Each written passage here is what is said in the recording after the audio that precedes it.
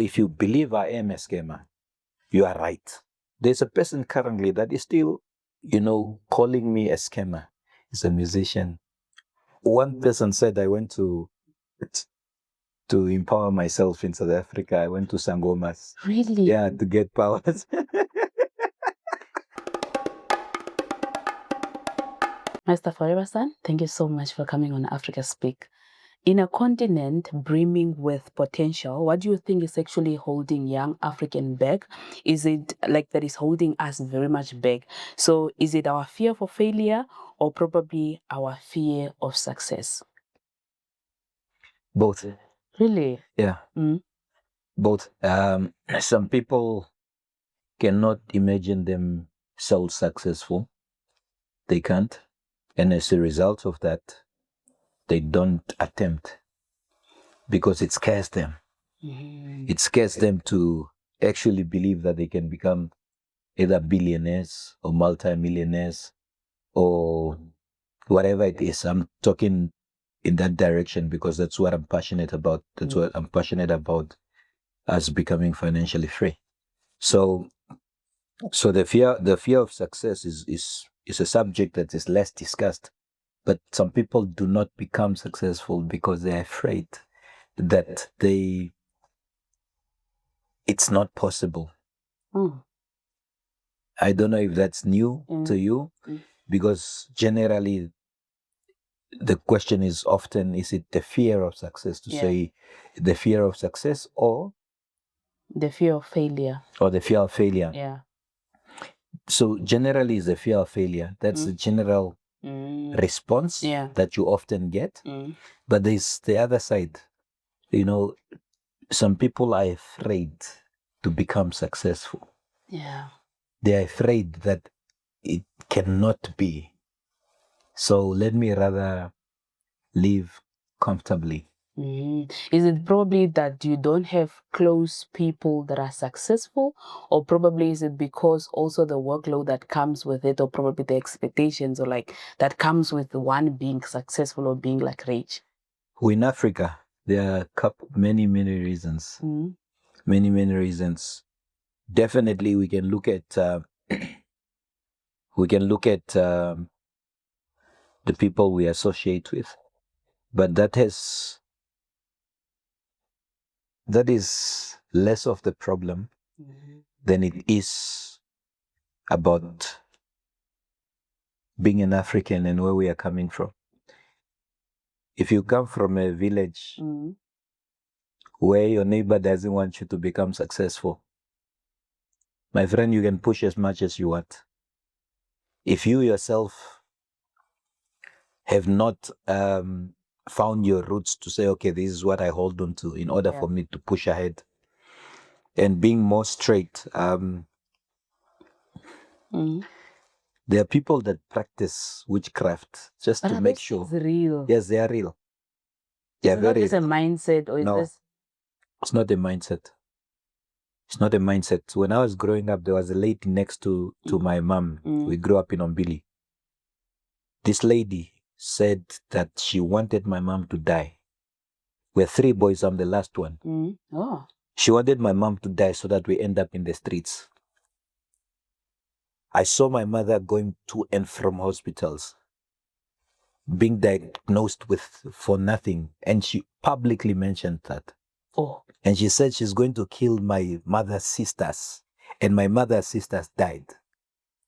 She said that She said it openly. But what? I know her. She's still there in Ombili. Oh. I know her. I went to her house one day to invite her to church. Yeah. So these things, I've experienced it personally. I've experienced what witchcraft is. But some of us, God loves us so much. You understand? If you look at my name and it's Foreversun. Yeah. My father is not that intelligent to name me that name. That's a God-given name, and God used my father to give me that name. Oh. It says Foreversun, S-U-N, Foreversun, which means the sun will always shine forever. You can't kill that name. You can't kill that prophecy over my life. Yeah. It doesn't matter what you practice. Obviously, I can't take it for granted and undermine witches. I must also hold strongly on prayer. So to go back to the question of success, we're in Africa. And if some people think this is illusion and it's not true, it's just belief systems and all that. Well, I always say that your ignorance about spiritual matters does not exempt you from suffering its consequences. Your ignorance about spiritual matters does not exempt you from suffering the consequences thereof. Explain things in our families. Explain them. Explain why this particular person is not becoming successful. Explain why he's on drugs. Explain why he's chasing ladies. Explain why he's drinking so much. Explain why he's a thief. Explain to me why things are not working for him. Explain to me somebody that has gone to university, obtained a degree, a doctorate. He a doctorate. He lives, a friend of ours, doctorate. He hasn't started. I don't think he started even working that further, and he dies. Just like that, he was sick, or we can call it mysterious. It's fine. I don't know the details, but I'm saying there are certain things that are just not natural. You understand? So this lady said, "No, my mom should die, so we end up in the streets." I'm the last born. We are 3 boys. Yeah. My other 2 brothers, one is on the streets. The other one, very close. And it's coming after me now. But we shall see. Really? Yeah. It's coming after me. My experiences that I've gone through, that we're going to be talking about as we continue. Yeah. They are not normal experiences. Because I know me, I know my heart, I know who I am. Yeah. Right? So the fear of success, from an African point of view, it's not just about being intelligent, being smart, knowing what it is that you want with your life, and just literally believing that it's mindset. That has got its role. But there are forces, my friend. Yeah. And I'm like now wondering, like I said, is African or is like a community, why will you want to wish somebody bad, or why will you want to do something to somebody so that that person does not succeed? Because the heart of man is evil. That's what scripture says.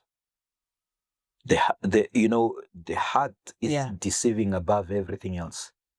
Like my own heart can actually deceive me, and it's the heart of man is evil. So why would the answer to your question, why would somebody not want the next person to make it? Because of the evilness of the heart. You understand? So if you don't purify your heart by asking God to help you, you can't teach your own heart, and you don't even know where the evil comes from. Yeah. That, obviously we can say from the enemy, but obviously, please let's. So, and I think like what I got from your explanation is that we should not be ignorant, especially when it comes to witchcraft, or especially when it comes to spiritual forces, as much as you don't believe in it, because we are living in the community where those things are like happening, and you can't ignore them. Like even if you're ignoring them, they will catch up with you somehow. The choice is yours. Be ignorant or not, you make that decision for yourself. I can't tell you not to. Yeah. All I'm saying is that's my answer. Okay. And some people would agree and some won't, but that's okay. Yeah. That's so true. And I think you spoke of your mother. So you were raised by a single mom, and you grew up in... Not really. So my parents were separated. They were not divorced, they were separated. I was born in Angola. And when my mom came to Namibia, she came to Windhoek. My dad stayed in the north. So they were separated, I think, by distance. That's the notion I've gotten thus far. So I was raised in between the two, where sometimes I'll be with my mom and sometimes I'll be with my dad. I'll go in between. It was not nice. Just really, really not nice. And obviously, I was also then, when I was with my dad, I was raised by my stepmother. And she didn't like my brother and I. my my elder brother and I, that looks like my twin. Yeah, Oh, she you are a didn't. twin? No, we look like twins. Like Okay. you would think we're twins, but we're not. Mm-hmm. Okay. So, and obviously I wrote a book about it, a little, or rather not about it, but there's a component about it in the book, where I speak about how I was raised. I ate in dustbins. I ate in dustbins. I ate from the dog's plate. Really? Like when you finish eating and you're supposed to give the leftovers to the dogs, I'll eat from there before I give the leftovers to the dogs, because I wouldn't be given enough Food. I'll be mistreated with That's not your father's house. at my father's house by my stepmom. It's a painful story. We are friends now, or we are cool, but this is my story and this is my life story. And so I didn't ask her to do that to me. I didn't do anything wrong. You're just a child to do that. Yeah. So this is my story. No issues with her currently, but this is my story. That's how painful the story is. So I'll eat from a dog's plate and be mistreated when my dad is not there. When he comes, I'm treated properly.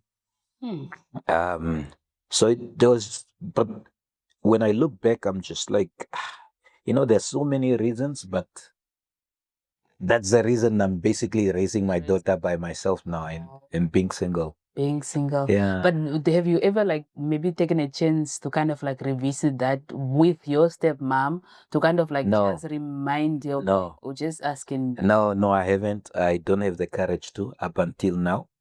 I don't think it's necessary. Maybe when I decide I would. Yeah. But I actually sort of don't care. Yeah, I can probably die with it. It's fine. It's fine. Yeah. Okay. And she also doesn't bring it up, but now she's cool. No. I think she's sorry, and you can see it. And it's okay. And it's okay. I forgive her. Yeah. Yeah, but that's we my move, story. We move Yeah. on. And you growing up, especially now between the two families, and I think you grew up in Katutura as well. Yes. So how would you say does that upbringing actually shape who you are today? And how can we as young people probably learn from that to kind of reflect on our background to kind of shape us of where you want to go, what we want to do? Now it shaped me in two forms. There's the good side and obviously the bad side. Okay. So which one do you want to hear? Both of them. Both of them. Okay. There are things that I'm struggling with today. And it's related to how I was raised. But I try and do better. I'll just give you a simple example. Yeah. I'm not a fighter. Generally, I'm not a fighter. Like a physical fighter? Yeah, or a physical fighter. I'm not a physical fighter. Growing up, I wasn't a fighter. My friend was the one in the studio with me. Oh. He was the fighter physically. But now I wouldn't he's the one that tells me to chill and not get into a fight. And not get into a fight, obviously. And I don't want to fight currently, but I'm realizing that there is a part of me that if I don't control myself, you wouldn't believe I have. I'll give you a simple example. There was a video that went viral in Checkers where I was mistreated, but that took by about the workers or by the employees in Checkers. That's a video that got about 3 million views and so on. It landed my page on 45,000 followers on Facebook. But the point that I'm bringing that up is the time I reacted was the fourth time. The 3 times, these guys were just being, maybe Checkers has apologized. Maybe you can cut out that piece. Don't know. It's up to you.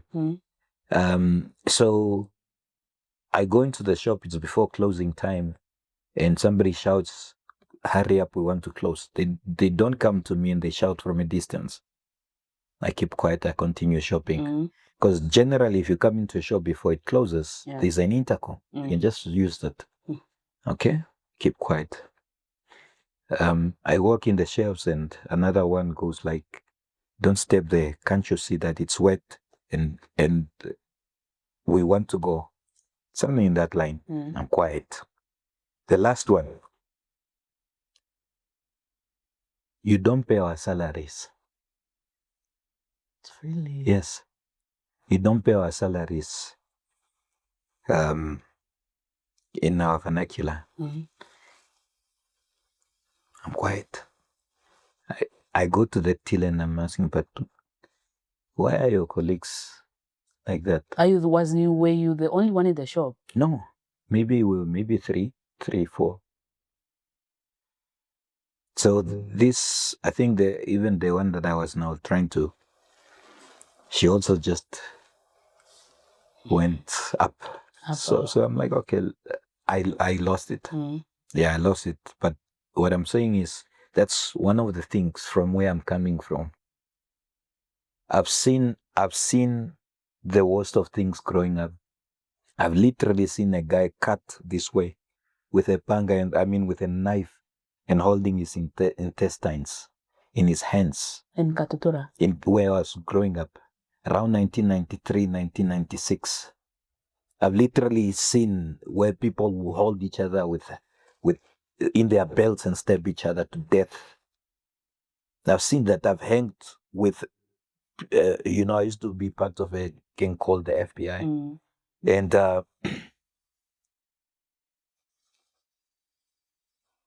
one of the guys, I remember some of these stories very, very clearly.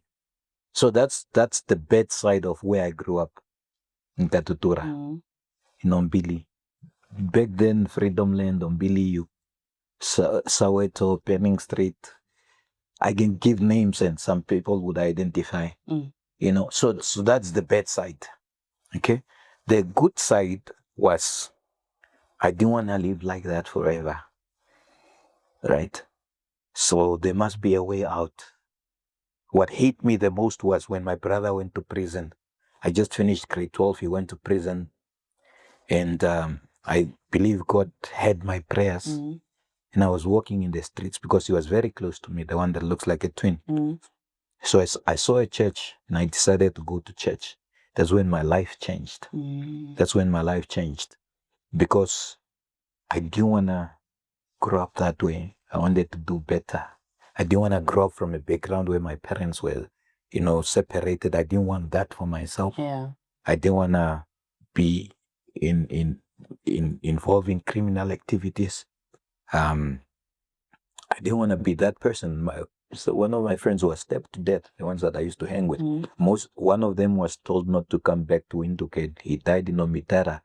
The other one, they are on the streets now as we speak. A few have actually changed their ways. I was just talking to my friend about one of the guys that is now working somewhere. He used to live in Vananda. He was a very dangerous person. Very, very dangerous. You wouldn't want to... He will catch you. He's not... But if you see him today, you wouldn't think it's the same person. Wow. You wouldn't think it's the same person. So I didn't want that for myself. I just wanted better. So I believe God answered my prayers. From when I was 18, when I went to church, that's when my life changed. At the age of 18? At the age of 18, that's when my life changed. Sure. Yeah. And what will you probably tell, because we have so many young people still, especially in Katutura or around the world, in many African countries, that are in a similar situation that you were in gangs, in these rural communities, and they are doing things. And probably what will you tell them, or what? Okay, maybe my first question can be, what forces what forced you to join these gangs, or what forced you to be within those situations? You see, I try by all means to avoid giving general answers that anybody, because these answers, somebody can already sort of assume what the answer is, right? So what gets young people to be involved? I would say the truth. One of the things is, if your parents come from a background that is a mess, they can't give you better than the background they're coming from. They can try and do their best, but you can't give what you don't have.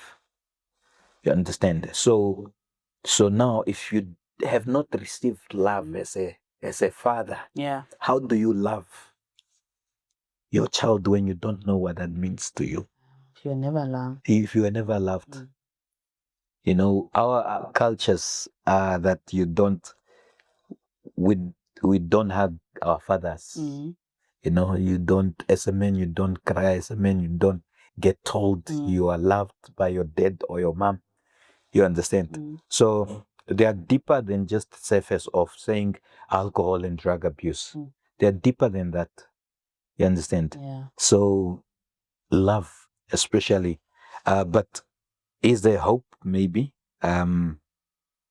For anybody that finds themselves in those situations, I believe hope is what you choose. Yeah, I chose to want hope. That's why my prayer was, I don't want to be this way. And that's why God answered that prayer. You understand? You know, hope is what you choose. If you choose hope, that's what you're gonna get. If you choose to surrender and like, this is how our life is, and things are never gonna change, that's your prayer will be answered. Yeah, it's also a prayer to be answered. Yeah, exactly. And when did you realize that you could actually use your voice to inspire other people, not only in Namibia but globally as well? Because you're currently now also doing it globally. So okay, if you say I'm doing it globally, that will be maybe through social media. I haven't had an international platform yet. It's yet to come.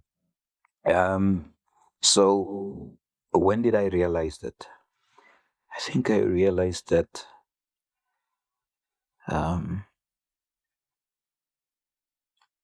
when I started working for, no, I think prior to that, I think it's when I was probably 2021. When I was 2021, I think that's when I realized that I've got this gift of inspiration. But it started off with again, church played a major role in my life. Started off with where I would lead prayers. I would at church, and I would also be part of the youth, and I would lead. So, and then eventually, when I looked for a job, and I found a job that had to do with inspiring people, and that's what I've been doing for the past 17 years. So I think I was about 2021. You were about 21. Yeah, 2021, around about 2021. That's when I realized that I've got this gift, like the gift of inspiration, of being a speaker. It's just a gift that I have. Yes, I have learned but I've learned to obviously learn how to speak better. But for me, it's a gift. And for some people, it's not. And they need to practice. Okay. I think I've answered. Yeah, you have answered. And is that also like, when did you start already with building Foreversun motivations, or like did that come afterward? And probably what sparked it for you to start that? And what problem were you actually trying to solve? Okay, so when I failed grade 12, because I failed grade 12, then I went to NAMCOL, I failed. I went for mature entry, I failed. I failed a lot, just like you, the one that's watching. So I failed, and I went back for mature entry at NAST, Polytech at the time, and I passed, and I actually became the best student overall in the media department after failing so many times. So I just, and again, I'll still go back to church where I was inspired to say, no, I exist for a purpose. And Jeremiah 29:11 has always been my favorite scripture, for I know the plans that I have for you. So from that inspiration and having to found a job that, because I've only worked for NGOs,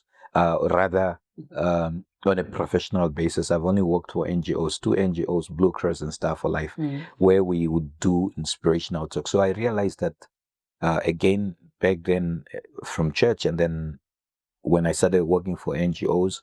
But before I even worked for NGOs, I was looking at, okay, what job can I do that will make a difference? Foreversun Motivations came after. Foreversun Motivations came after I left my current employment or my previous employment. That was Blue Cross. We used to go to school, create awareness about the dangers of alcohol and drugs and substance abuse. So that's what you used to do: create awareness about the dangers of alcohol and substance abuse. And but whilst I was working there, I was always saying to myself that after working here, I will have to start my own business or my own company that has to do with motivation, because that's the gift that God has given me. Yeah. So yeah, what year was that? I think maybe 2012, maybe 2012, 2013. That's when, and then I registered in 2015 the Foreversun Motivations. Yeah. So Okay. And what will you say? Probably, can you maybe, since you have worked with the organization like Star for Life, and also your project Daughters of Africa, can you tell us about that? Yeah, I'll be promoting Star for Life now. Okay, maybe tell us about Daughters. No, it's okay. I'm joking. Africa, yes. I'm joking. It's okay. Yeah, Daughters of Africa. What I used to do, you're getting me so emotional, because these things I was very passionate about. Like I would go to schools and help young people, and girls especially, to get to start their own businesses, like their basic businesses, from a $200. I used to do that with Star for Life in different schools, and I was so passionate about it. Is Daughters of Africa part of Stars for Life? Yeah, it used to be part of Star for Life, Daughters of Africa. So the entrepreneurial leg of it, where you help them to start their own small businesses, I used to love that a lot. So it was part of SFO, Star for Life. Yeah, it was nice. Like you literally go through a manual, and you take them step by step on how to realize the potential to become entrepreneurs or business owners. Yeah, because It's nice. yeah, Really nice. because I'm looking. You said you've only worked for NGOs and stuff. So like growing up and like on a professional level, you've always been drawn to communities. Yes. To being in the field. Yes. To working with the people. Yeah, that and kind of comes from like my father fixing also. people. Yeah, that also comes from my father. My father used to work for Elsin Rehabilitation Center. He would speak sign language.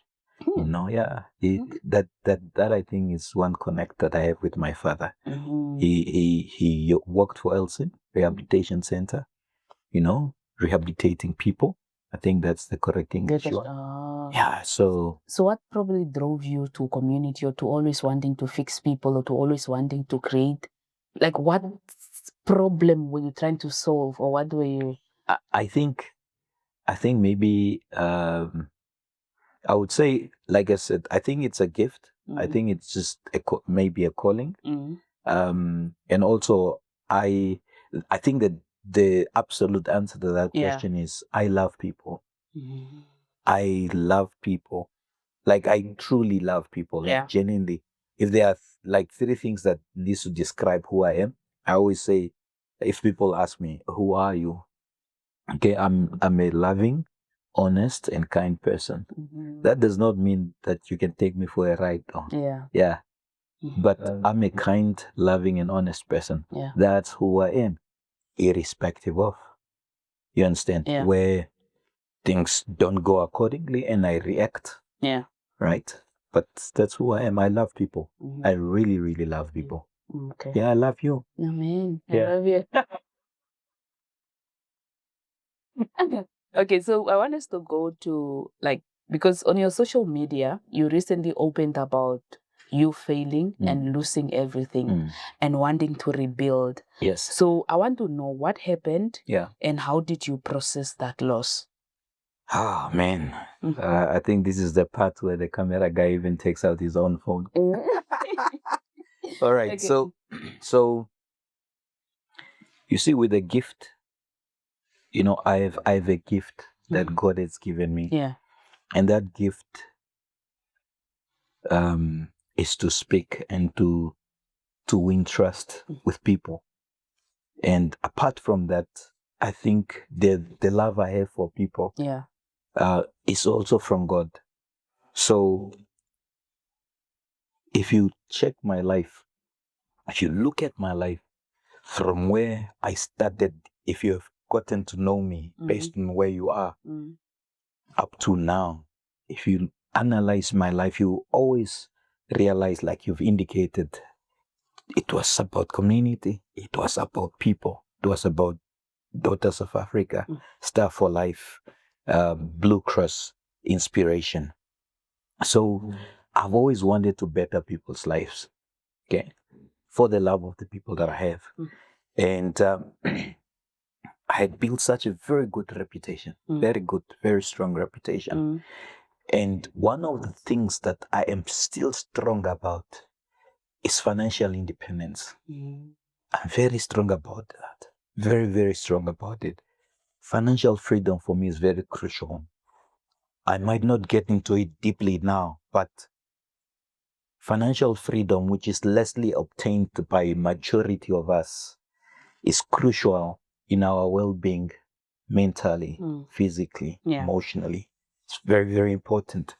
So if for me, I feel that as much as we are free politically, if we're not financially free, there's a problem, because this did not come from heaven. Yeah.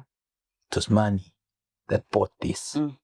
Our children don't go to school on wings of angels. It's through money. It's money. Setting up this, us sitting and having this conversation, having this gentle, it's all money. Exactly. There's nothing you can look at that has not costed money. So what I did then is I identified, let's say, various projects that I can do or that I can be involved in that would also better other people's lives. Yeah. So once I identified those various projects, then I would say, look, partner with me on this project. Partner with me on this project so that you can benefit from it financially as well. Partner with me financially if you can. There are other options that other people partnered. Yeah. So people partnered on certain projects, and we ran those projects for almost 4 years successfully, where we had people renewing their contracts that had partnered with us on those projects 2 to 3 times, because it has worked. It has worked. Whatever. One mistake I did, we went for many projects at the same time. Too many projects at the same time. So we couldn't keep up with the demand. I'll give you examples without going into details as such. We did towers. It's a project we're running. We did building towers. Yes, building towers. We did doors and window frames. Steel doors and window frames. We did like roofing, like replacing old roofs with new roofs. We also did substations, like substations to provide electricity for communities. And I've also done 2 other projects that I wouldn't even want to talk about today, that I completely regret, but I'm going to talk about them at the right time. And I think I'm going to write a book on those 2. Right. And it went well. It went well. I think about almost 2 years now. Then things started going wrong, because we were running a workshop in South Africa, a workshop in Namibia. We had literally close to about 300,000 monthly expenses on those, because you had employees here, you had employees there, you were running all these projects. And whilst I'm there's a man in this country that I'm not going to mention his name.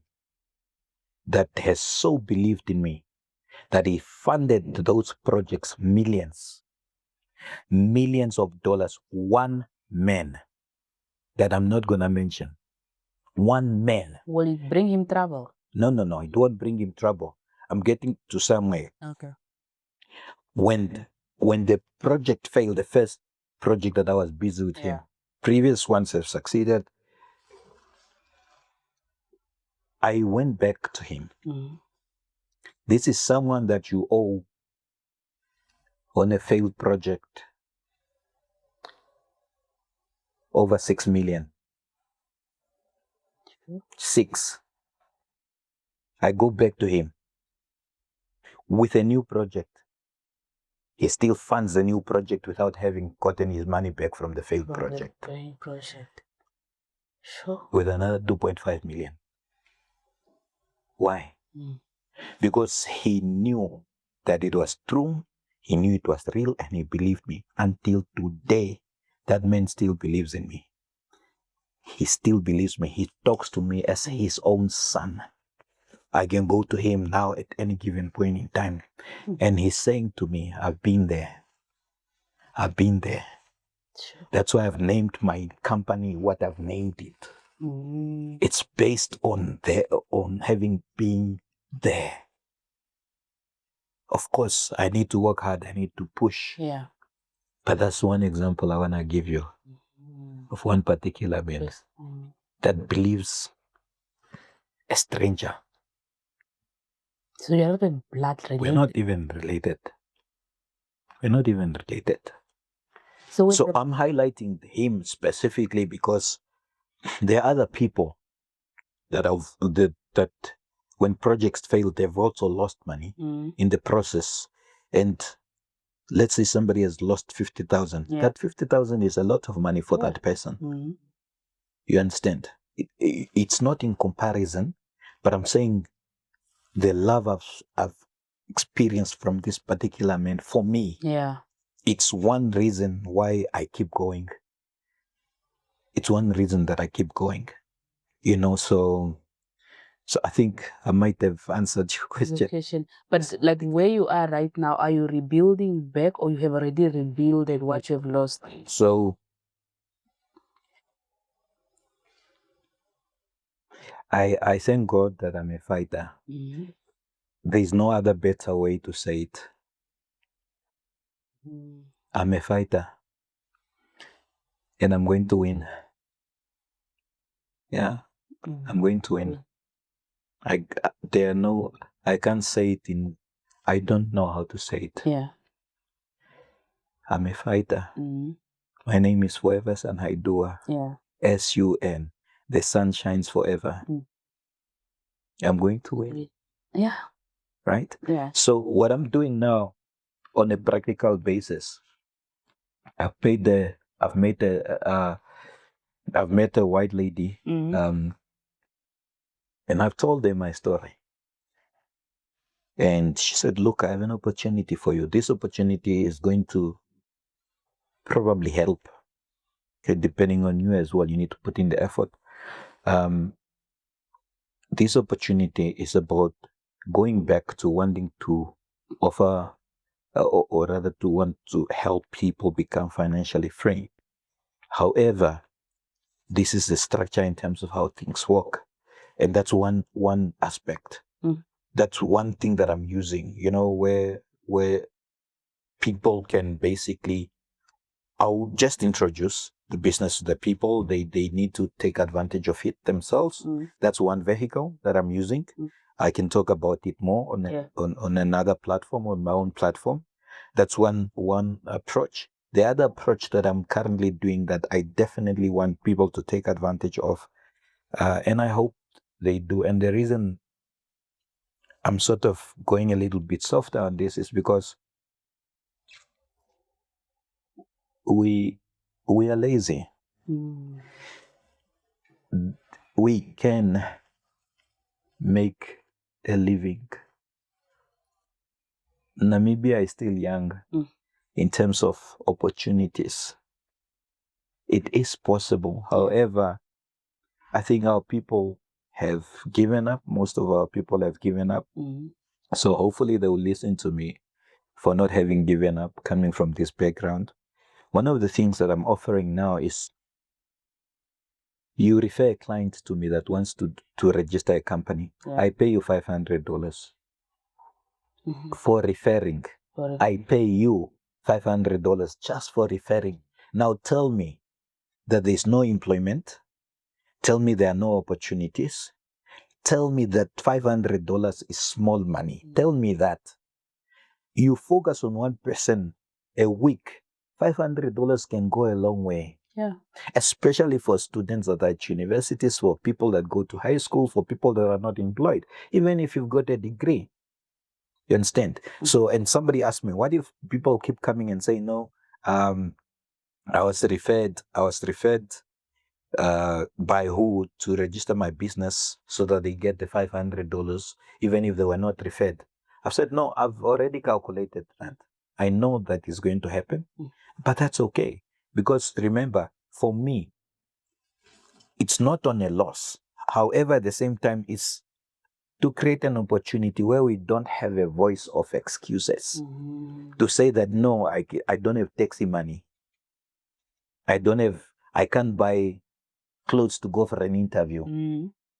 If you focus on one person a week, that's $2,000 a month. If you focus on two people a week, that's $4,000 a month. You understand? And you are paid immediately upon deposit. That's just one other. I spoke about the other vehicle. I spoke about the other one. And obviously I've got other, because I'm trying to look at 7 sources of income. I'm trying to look at 7 sources of income in my lifetime to be able to get out of this hole and also to be able to live my life again. But I'm glad that I've started living my life, even if the hole is still there. And what I'm saying by living my life, I'm not talking about being flashy. I'm talking about having my mindset back. You know, there were times that I couldn't sleep. I would sleep 2 hours max, 1 hour, 30 minutes. I couldn't sleep. I couldn't. Yes, because of the situation. And how did people, because with the brand that you created, and like that you already created, and how people know you, how did people started viewing you, or what some of the circumstances were probably were in, or how you were treated, or like just how things changed? You know, for me, I'm going to take responsibility. People blamed me and they are blaming me and all that, and they are right and they are wrong. It's okay. It's okay. I'm not running away from it. I'm not denying it. I'm not saying that I haven't done a mistake. I didn't understand it at the beginning, but now I'm beginning to understand it. I've given people the right to respond the way they want to.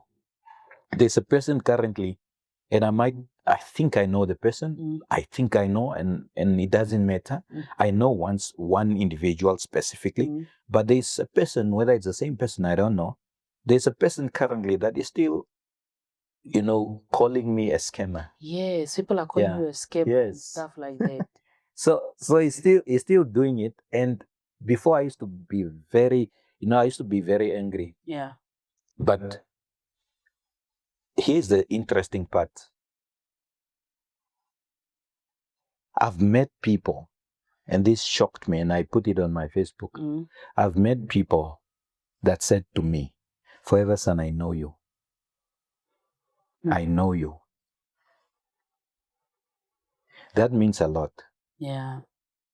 And when a person says they know you, that means they know you from whatever angle. And I've met so many that say, Foreversun, I know you. You are not that person. And I can right now look in the camera and tell you that is watching me that how you know me, that's exactly what I am to you. It's okay. So if you believe I am a scammer, you are right, according to your belief. If you believe I am not a scammer, you are right. I'm not going to run the cat and mouse where I need to prove myself. If you know me, you know me. If you don't know me, you don't know me. And what you know is correct for you. That's so deep if you think about it. Mm. I'm just liberating myself, so I focus on what is important. I focus on what's ahead, than trying to make people believe Yeah. what I must get them to believe. Do you know that when you speak to someone, you will know whether they are genuine or not. And something will also tell you that this person you are speaking to, don't trust them. No, this one you can trust. Recently, I posted something on my status of another man. This man in the projects, it was 600,000. Ever since he lost that money in the project, this man sends me messages saying to me, "My boy, you will recover." Really? Yes. Look, scammers are there. Yeah. Aye. So people are calling you scammer because I'm also trying to understand. These people that are calling you scammer, are they the same people that invested in the project that failed? You see, or like the problem is they're unidentified. There's one that I know, and I'm definitely relating to him the way I'm supposed to. But it could be the same person. But that one also lost Because money because wow. this person I'm talking about, and I don't blame the person, because what they did is they, if I promise you and I fail, and you've put money into a project I was doing, and you really needed that money, and it doesn't come, people are different. The way they react is different. The way I reacted, it was so bad. I was skinny. I had lost. If you had seen me about maybe a year and 6 months before, it was bad. It was really, really bad. So this person, I didn't understand it before, but now I understand it. It's painful. It is really painful. Yeah. But all I wish for this person is for me to live. Because if, I've heard words like people, even if I die, it's the same thing, whether I'm alive or dead. Really? Yeah, it's the same thing. So I'm saying, if I die, it's not just you that loses, but it's many people, and me dying, you are losing too. So for me, I don't want to die. I'm not afraid to die. I'm not afraid to die. But why don't you want to die? That needs to be very clear. Yeah. I don't want to die because I want to make things right. And I want to chase my dreams, and I want to chase my goals. Who said it's over? Yeah. How will you make it right? Aye, the Lord is my shepherd. I shall not want. No, I mean that sounds like a cliche, but I've already given you a couple of hints in terms of what I'm working on. But I'm sincerely telling you that one thing that I've come across is that I couldn't speak about this confidently before, but I can say it now because I'm beginning to heal. There are people that have lost more than I have. There are people that have been in deeper and worse situations than myself, and they recovered. Why can't it be me? Why must I start digging my grave now? There are people that said to me, and I understand. I'm not angry with anybody. The people that said to me, "I'm gonna run mad." Really? Yeah. It's not going to happen. It's not going to happen. How confident am I that it's not going to happen? Watch and see. Watch the space. Just keep watching. The space. Yeah. So one person said I went to empower myself in South Africa. I went to Sangomas. Really? Yeah, to get power. People say really something. because they saw you in South Africa. Yeah, so they you saw me went- in South Africa back then. Mhm. And back then, I didn't know how to respond.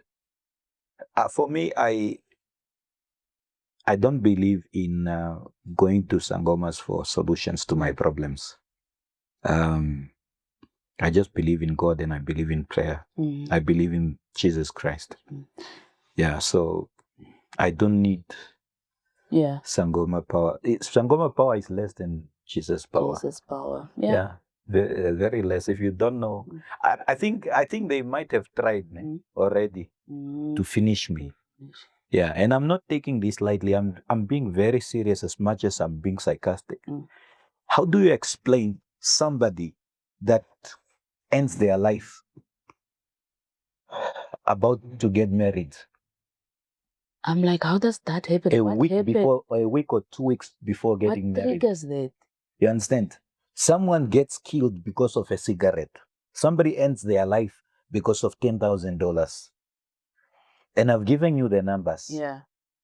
And I haven't ended my life. That's not because I'm wise Yeah. or because I know what to do. Have you thought about that when you were in the situation? What they I've actually never thought about ending my life. I've never. I think, again, from when I started going to church, Yeah. understanding who Christ is, I've never, ever thought of ending my life. I was just in pain because of the pain that my people were going through that I was trying to help. That was the pain I was going through. Mhm. When somebody cannot send their children to school Yeah. because you were running something that did not work.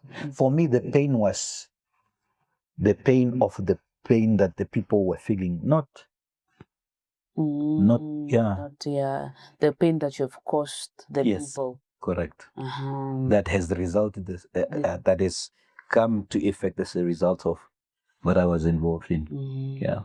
Yeah, and I think you also I wanna rephrase me having caused that pain. And I'm not running away from responsibility, but I'm just saying language is so powerful that you see, and this is where, and I'm so sorry, this might be a bit sensitive, and I apologize ahead of time. I've learned that we need to take responsibility, both of us, the one that was running the projects, the person that decided to get onto the project. Oh. I think we both need to take responsibility and help each other, because there was trust. There was trust. Like I said, there are people that have come onto the project over and over. There was trust. Okay? So let's both take responsibility to say, look, I've also contributed to a certain degree. He's contributed to a certain degree. Now, what is the way forward together? And if you don't want to be involved, maybe the least you can do is pray for perhaps go to make things right. But if you also don't want to pray and you want to see me gone or dead, that's also fine. I guess maybe I don't know who's going to answer your prayers, but I don't believe that's going to happen. I believe I'm going to come out of this strongly. And I was watching the video, I think that you published yesterday, or was the day before yesterday, where you were saying that you're actually correcting some of the business mistakes that you made in the past 2 years. So I just want to know, what were some of those business mistakes that you probably made? Because there are so many entrepreneurs that might be facing the same. You see, I trusted, just like I'm trusted, I trusted people too quickly. Yeah. And one of the things that you find in life that's very challenging is people to work with that you can trust. Yeah, it's I'm not the first one. If you look at business people like Husi, you tell you, I've heard of the story that Husi was in debt for almost 2 years and nobody knew about it, and he was just pushing. And one of the things that he spoke about was finding people that you can trust, that you can work with. and that one is also very crucial. So you need to basically do your due diligence, before doing business with anybody. That's a very, very strong issue in Africa. I feel that we love ourselves so much than the next person, so we look at what is the in for me, and at whatever cost. Sometimes even the cost of lives, sometimes it can go to that extent. So that's one crucial one that I think I'll bring out. The other one is basically, because all these projects, I promise you, they were linked to someone I trusted, and some of them were genuine. It's just that, like I said, you run too many projects at the same time, and your structure is also not well put, because it takes a lot to basically run a business. There are different components that you need to look at. It's not just finances and projects. There's admin, for example, there's accounting, there's a lot of things that is involved. So, and also coming from a background where you are ambitious, however, you don't have the right people in the right places for the structures that you involved in. It can also be another challenge, basically. I hope I've given you 2 or 3 answers. Yeah, you have actually given me. And I just wanted us to move to the segment of the mindset and entitlement, which I think you also speaks about a lot. So what would you think probably are some of like the hard truths that young Africans don't want to hear, but desperately need to? And do you think that the obsession with the hustle is ultimately damaging, especially in the African context where resources are often limited?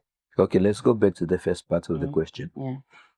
If you can just repeat that, please. Okay. So, what are some of the hard truths most young Africans don't want to hear but desperately need to hear, especially when it comes to business and stuff? Okay. Not everyone is a business person.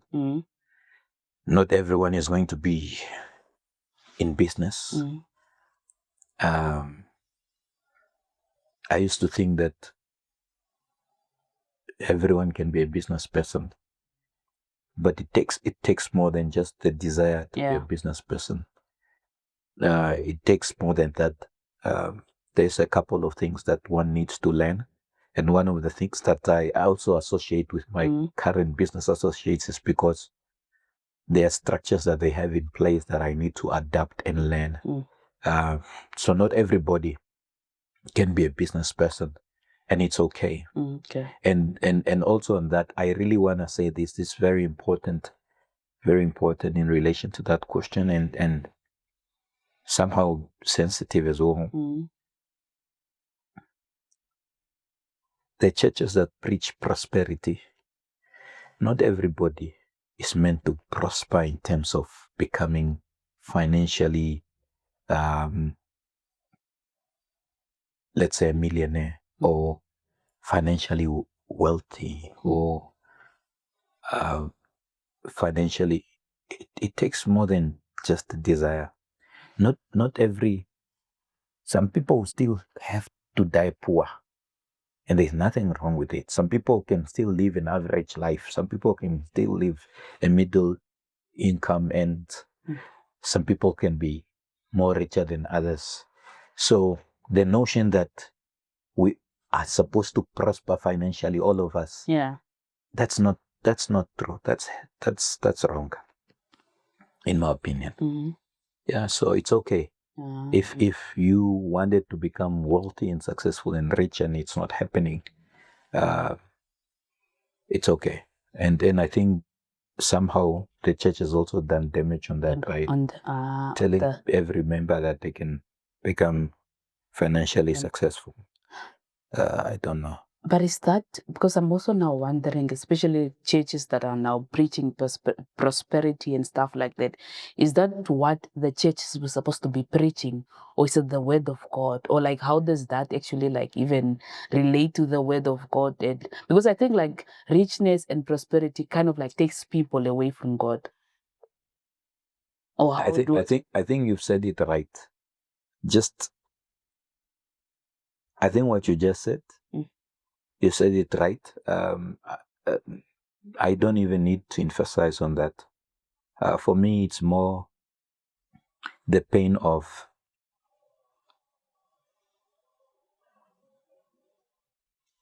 people doing everything in their power to make a lot of money. Yes.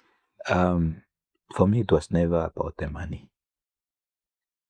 If you see my content on social media, it was never about the car I drive, what I eat, where I live. It was always inspirational. Always inspirational. It was never self-centered. Mm. And I feel that's why the enemy attacked that, which is a different subject. Yeah. Yeah. So let's move to the next part of the question. So yeah, like okay, the last question that I actually have on this segment is actually like maybe in your view, Yes. when we like what role should maybe the government body should play? I think there was another segment, second part of the question. Second part. Or did I answer it? Yeah, you did answer it, but I can still ask it because it's just the hustle about the hustle culture. Yeah. I need. That's a very relevant question. Yeah. So the hustle culture is often glorified, but you emphasize mindset over mere effort. So why do you think the obsession with hustle is ultimately damaging in the African context where resources are often limited? I disagree with you that the resources in Africa is limited. That one I don't agree with. But I do want to agree that your peace is more relevant or more important than hustling and neglecting your health, your mind, your mental health. Yeah. Because what's the use of making so many millions, billions, and you can't sleep? I've been there. You understand? You've made millions, you've made money, and things don't work and you can't sleep. Like I'm saying, being here for me, it's I can only thank God. So look, we need mentorship, we need guidance, we need somebody that has been there, that has made it to guide us. That's often where the problem is. We don't have mentors that can rightfully direct us. So everybody else, I've realized that in business, often people that you meet are also people that are trying to make it and they haven't made it. So their perception is that you've made it and they're also looking for something from you other than giving to you. So most of the people, the people that have made it are few and you hardly see them walking in town. You hardly see them readily available. You understand? Because it's not that simple to make it. It's not that simple to make it. It's a lot. Yeah. It's a lot. I'm just grateful that my mind is intact or is getting there. And I'm still confident, and my confidence begins in God that things are gonna get better for both myself and everybody else. I believe that strongly. So please protect your peace, protect your soul, protect your mind over chasing the hustle. And I'm not saying don't chase the hustle, but I'm saying do what you need to do, but don't let that be overpower you to an extent that you see there are people that can handle it. Some people can't handle it. A loss of 7,000 or $600 is a problem. And they there are people that can't handle debt, for example. And I'm not saying debt is a good thing. I'm not encouraging debt, but I'm saying you will not be the first one. And if you can't handle it, don't go that route. Stay away. By all means, live a simple life if you have to. Yeah. And just be at peace with yourself. Yeah. Yeah. Okay, so you with the experience of being up the ladder and then going down the ladder. So what would you say? Do you think community is important when you go up the ladder? Having people around you? Because one thing I realized that, or one thing that is mostly common is that when people make it, they kind of become distant from people, or they become inaccessible, or they just become, I don't know.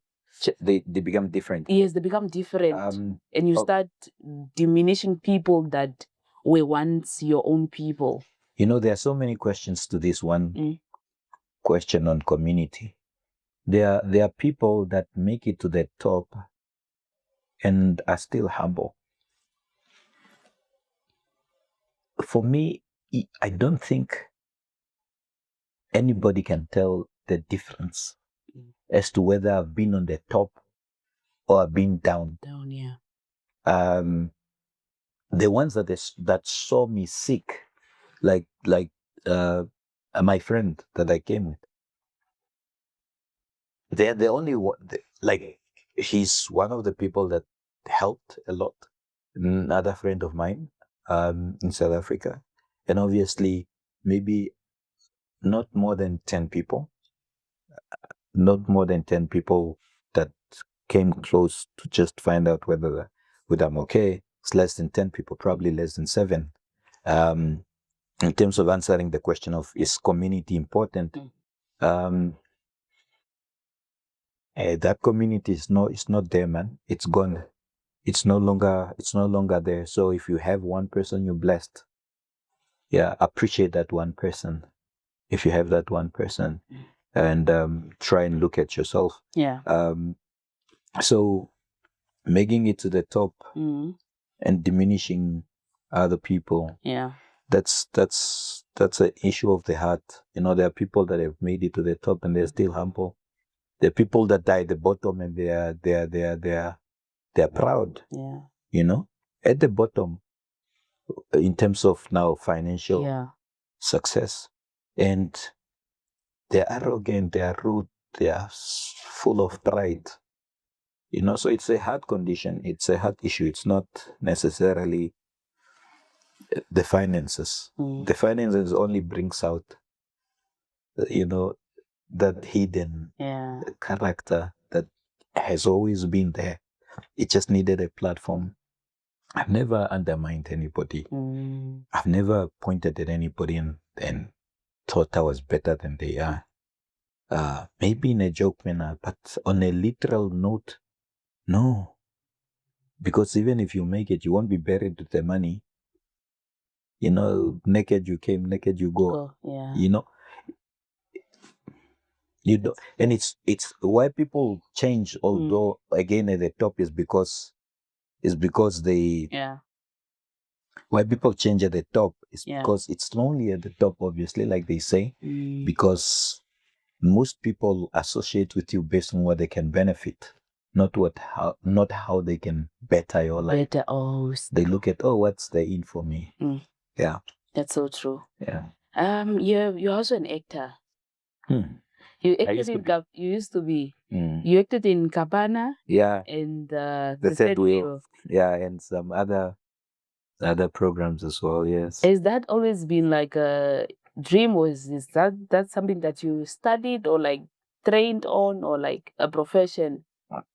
Yeah. How did it come about? I think you asked that question to relax me a bit. Yeah. Rough. Good. Yeah. Well done. For me, acting was not really something that I saw myself doing in the long run. I acted at church, and then I was recognized by Bienvenue Lukoki. Yeah. That with Dice, and later on I pulled in my friend Tulani Peters as well.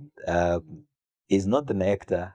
I wasn't really of an actor, but we did our best. Yeah. It's not something. It's just somebody that recognized. Oh, you can play this role. Come in. Although one thing about me that maybe many people don't know, I'm actually fun. People get scared when they look at my pictures on social media until they get closer to me. I'm actually like serious, stupid fun, for a lack of better words. I do things that even my friend gets amused to say, how now? How? So, but yeah, I'm fun. I'm fun. I'm fun. I remember when I was acting, this guy asked me, he said, Yeah. where's the fun for Everson? What's happening? Why is all this serious? So I'm fun as well. Yeah. Okay. Yeah. I can be both. I mean, anybody can do that. Yeah. You can be fun sometimes and not, but I'm literal fun. Don't worry. Yeah, I think like don't even if like no matter where you are, you don't need to be always like serious, or it's maybe because people they're always seeing your serious face on Facebook and social media platform. Yeah, Things like don't that. even know why I have that serious face. Yeah. I need help. Come on, need help. We can take you another picture or something. The bad side is that there are people that will be watching this and they wouldn't want to see me laugh, and that's okay. Again, that's okay. I understand, but we will be fine. But as human, why are we like that? The evil heart. The heart. I needed to say this on social media, on this platform. Two things. One, there are people that love me. Yeah. And I didn't believe I had enemies, but I have one enemy. He's a musician. That's all I'll end there. Yeah. Did you do something to him? I'm not getting into that story. That part is enough. But I didn't know. I didn't know, but the things that occurred is what, like, oh, they are real enemies, eh? I didn't know. So, like, I used to say I don't have enemies. Yeah. After that, I realized, no, I have. Again, it's the condition of the heart. Whether it was intentional, I want to believe it's not. Yeah. But it's fine. But I'm just to add on to that aspect. Yeah. Yeah. I think I only know one enemy in my entire life. Everybody else that is angry with me now, they are not my enemy. They are just angry. They're just angry. And I need to make things right. And I give it to them. I accept that. Yeah. Okay. So it's okay. Yeah. Because that person regards you as his enemy, but you don't regard him as your enemy, or like is it both sides? Like I'm saying, me, I don't regard anybody as my enemy right now. Only one person. You understand? And I'm not gonna get into details. Yeah. I have one enemy. He's a musician. Finish. And if he's watching, that's okay. And that person probably knows him or herself. Yeah, they do. And I don't. If you know, you know. If you don't know, forget about it. Because I was ignorant that they're enemies. The other ones that are there, I don't know them. And it's okay. Yes, the ones that, even the guy that's writing stuff about me, he's not my enemy. He can continue. It's okay. Yeah. I forgive him ahead of time and in advance. It's okay. And I'm not gonna fight back. I'm not gonna do that. I'm not gonna fight back to find out who it is and prove him wrong. No, it's okay. It's fine. Yeah. Yeah. And I'm not saying that arrogantly because I don't care. I'm just saying, let me focus on making things right.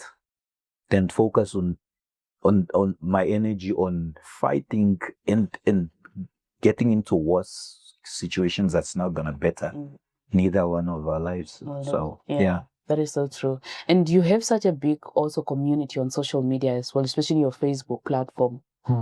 And I'm like, okay, this. Do you know I went off social media for almost a year and a half, 2 years. I had 45,000 followers. I went off completely and I lost all those followers. However, I started picking up again and I'm realizing that the number is coming back again. No. I went off social media. I went off, and this is how I went off. So the pressure was so much, I didn't know what to do. So I started praying And I believe personally, the way God speaks to me in my own way, I believe God told me, get off social media. I believe that 100%. If you don't believe that that's you, it's okay.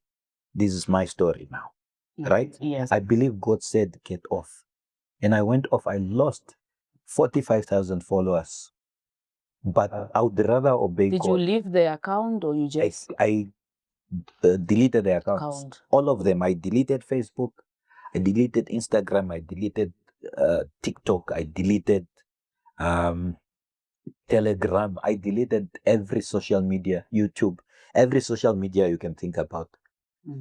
Because I believe that I needed that for me to start healing, because it was so demanding. You know, when you are under pressure and you are in a situation and that you genuinely did not plan, and it happens. I remember the way I was reacting at the very beginning. It was so bad. You used to react to comments? Yeah, I used to react. Because I was genuine. I was genuine about, guys, it's not this. And through prayer, I believe God said, get off. So I got off. I went back on. Now the question is, aren't you afraid that people are still going to say bad things? I think if you watch this interview again, I should have answered that question. Yeah. If you watch it again and again and again and again, you will get the answer to that question. Yeah. Okay. Yeah. Thank you so much, Master Haiduwah, for coming on Africa Speak. But then I also just want to know, what is probably, I know you spoke about some of the project, but what is next for Master Haiduwah? Somebody told me that I mustn't announce my plans before they are they are well, thought of or whatever. There's an African proverb: don't count your chickens before they're hatched. Yeah. So that question I'm not going to answer. Okay. I think I've answered it indirectly with many other ways, but the concluding statement from me is that it's gonna be okay. Yeah, it's gonna be okay. Yeah, so we'll be fine. Okay. Yeah. Thank you so much. But probably, like, what will be your message to African out there, especially young people? Follow this channel. Follow this channel because you see, when I die, somebody else is born. Even when you speak, people are busy making babies. But this legacy is permanent. And this is what hopefully the next generation needs to hear to be able to make better choices by following the channel. Yeah. You guys are professional. That's why I came. Thank you. I really liked the setup. I liked the view. The view. I liked the way you ask questions. When I came in here, I'm like, okay, these guys, they know what they're doing. They know what they're doing. So honestly, my word of encouragement is follow this channel. Thank you so much. That's my word of encouragement. Yeah. So, I mean, if you follow the channel, then there are so many words of encouragement other than just my one word of encouragement. There are so many other speakers that have come here. There's so many Africans that have come here. And this is going global. So wherever you are in the world, I hate sounding so intelligent sometimes, that intelligence is as simple as saying, my final word is follow this channel, because that's where wisdom is not kept in one head only, or in one heart, in one soul. Wisdom is vast. It comes from different people. So I can't have your final word that seems that's going to, explode and change people's lives. No, follow this channel. You pick up quite a lot. Yeah. You pick up what will work for you. And frankly, I don't expect everybody to like what I said, and I'm okay with that. Yeah. Somebody would like somebody else's conversation, but it's all in one umbrella, which is this channel, Yeah. Africa Speaks. Yeah. Yeah. That's so true. Thank you so much. I know I said Sure. my last question, but then I'm like, now when you're speaking, I wanted to ask, how do you want people to remember you, or how do you want to be remembered? They can choose how they want to remember me. Really? Yeah. I'm not being sarcastic. I'm not that special, man. There's nothing about me that is so unique compared to the next person. I just believe. Yeah, so if you want to remember me as somebody that has inspired you, well done, that's good for you. If you want to remember me as somebody that is a scammer, well, that's what you've chosen. Yeah. If you want to remember me as somebody that has helped one or two people, what I love is that every single day I meet people that appreciate me. Yeah. And I'm seeing that much more and more. And I wasn't seeing it when I was going through this situation. And it's happened almost every day.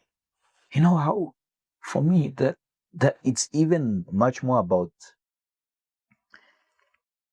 the love I'm receiving than, it's, yeah. Yeah. I'm not any special. Yeah. Really. No. All right. No.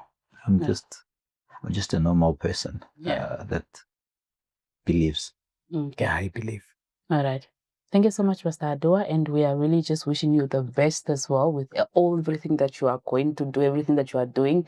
And yeah, probably there's anything that we can also assist within the journey, or just making that journey easier or something like that. We'll also be gladly to. That's a very